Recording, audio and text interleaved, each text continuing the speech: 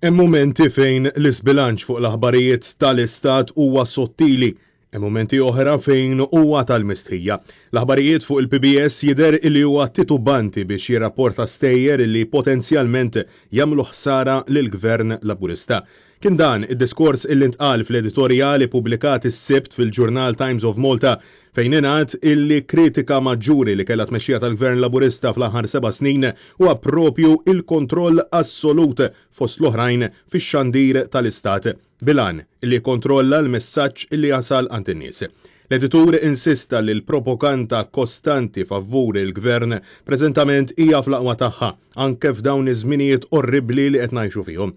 Eżempju li ġab kien illi fjum partikolari il-medja soċjali kienet invażata bl-għajdut ta' numri rekord ta' każi ġodda.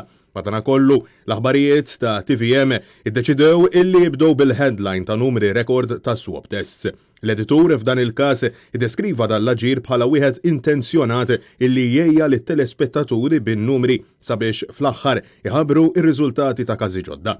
L-editorjal kompla jintqal li każ ieħor li l-Kamra tal-Aħbarijiet tal-PBS iddeċidiet li tinjora għal kollox mill-headlines kien l-ordni tal-ifriżar tal-assi ta' Keith Schembri, Brian Tonna u Carl Cini, bl-istorja tintilef f'nofs bullettin.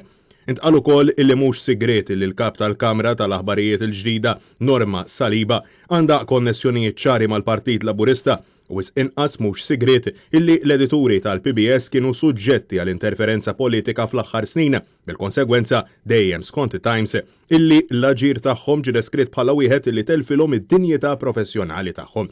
L-edituri jistaqsi jekk il-bord il-ġdid maħtur ftit tal-ġimgħa ilu u x'ser ikun qed jibqa' jsostni l-lealtà assoluta lejn il-Gvern Laburista fil-waqt illi jroxx il-propaganda tiegħu lit-telespettaturi.